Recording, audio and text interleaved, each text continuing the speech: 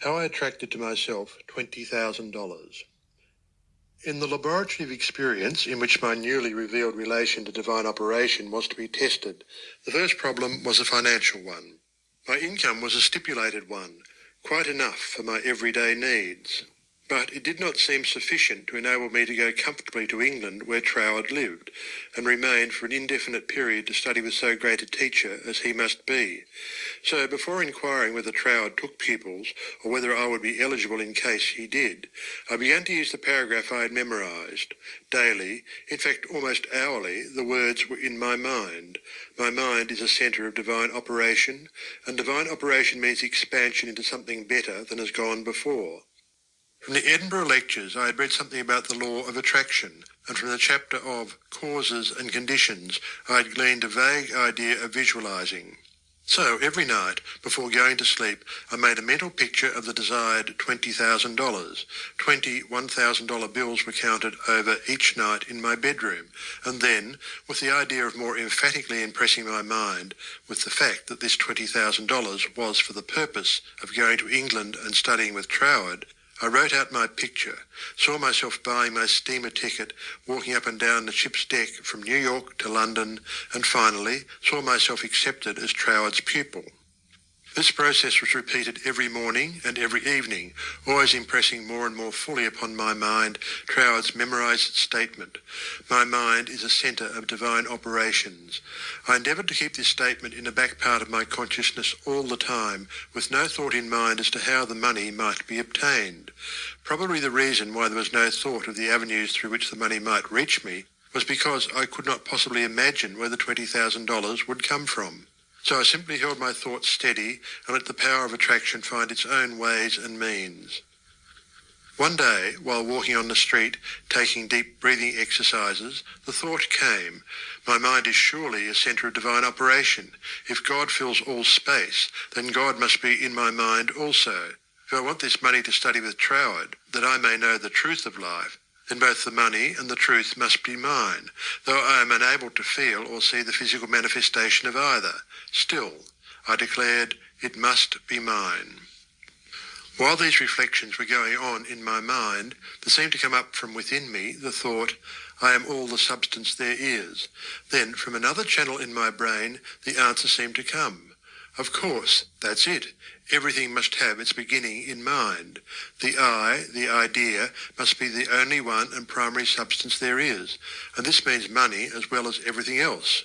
My mind accepted this idea, and immediately all the tension of mind and body was relaxed. There was a feeling of absolute certainty of being in touch with all the power life has to give. All thought of money, teacher, or even my own personality vanished in the great wave of joy which swept over my entire being. I walked on with this feeling of joy steadily increasing and expanding until everything about me seemed to glow with resplendent light. Every person I passed was illuminated as I was. All consciousness of personality had disappeared, and in its place there came that great and almost overwhelming sense of joy and contentment. That night, when I made my picture of the $20,000, it was with an entirely changed aspect. On previous occasions, when making my mental picture, I had felt that I was waking up something within myself. This time, there was no sensation of effort. I simply counted over the $20,000.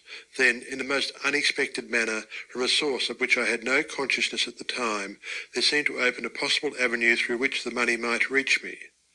At first, it took great effort not to be excited. It all seemed so wonderful, so glorious to be in touch with supply. But had not Troward cautioned his readers to keep all excitement out of their minds in the first flush of realisation of union with infinite supply, and to treat this fact as a perfectly natural result that had been reached through our demand? This was even more difficult for me than it was to hold the thought that all the substance there is, I am, idea, and the beginning of all form, visible or invisible. Just as soon as there appeared a circumstance which indicated the direction through which the $20,000 might come, I not only made a supreme effort to regard the indicated direction calmly as the first sprout of the seed I had sown in the absolute, but left no stone unturned to follow up that direction by fulfilling my part. By so doing, one circumstance seemed naturally to lead to another, until, step by step, my desired $20,000 was secured. To keep my mind poised and free from excitement was my greatest effort. This first concrete fruition of my study of mental science, as expounded by Troward's book, had come by a careful following of the methods he had outlined.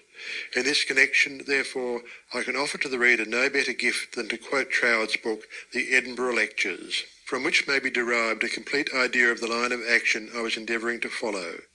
In the chapter on causes and conditions, he says, "To get good results, we must properly understand our relation to the great impersonal power we are using. It is intelligent, and we are intelligent, and the two intelligences must cooperate. We must not fly in the face of the law, expecting it to do for us what it can only do through us, and we must therefore use our intelligence with the knowledge that it is acting as the instrument of a greater intelligence. And because we have this knowledge, we may and should cease from all anxiety as to the final result. In actual practice, we must first form the ideal conception of our object with the definite intention of impressing it upon the universal mind. It is this thought that takes such thought out of the region of mere causal fancies, and then affirm that our knowledge of the law is sufficient reason for a calm expectation of a corresponding result, and that, therefore, all necessary conditions will come to us in due order. We can then turn to the affairs of our daily life with the calm assurance that the initial conditions are either there already or will soon come into view. If we do not at once see them, let us rest content with the knowledge that the spiritual prototype is already in existence and wait till some circumstance pointing in the desired direction begins to show itself. It may be a very small circumstance, but it is the direction and not the magnitude that is to be taken into consideration. As soon as we see it, we should regard it as the first sprouting of the seed sown in the absolute, and do calmly and without excitement whatever the circumstances seem to require. And then, later on, we shall see that this doing will, in turn, lead to a further circumstance in the same direction, until we find ourselves conducted step by step to the accomplishment of our object. In this way, the understanding of the great principle of the law of supply will, by repeated experiences, deliver us more and more completely out of the region of anxious thought and toilsome labour, and bring us into a new world where the useful employment of all our powers, whether mental or physical, will only be an unfolding of individuality upon the lines of its own nature, and therefore a perpetual source of health and happiness, a sufficient inducement, surely, to the careful study of the laws governing the relation between the individual and the universal mind. To my mind, then as now, this quotation outlines the core and centre of the method and manner of approach necessary for coming in touch with infinite supply.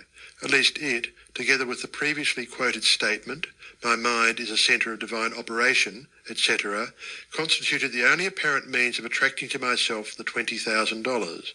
My constant endeavour to get into the spirit of these statements and to attract to myself this needed sum was about 6 weeks, at the end of which time I had in my bank the required $20,000. This could be made into a long story, giving all the details, but the facts, as already narrated, will give you a definite idea of the magnetic condition of my mind while the $20,000 was finding its way to me. End of chapter 9.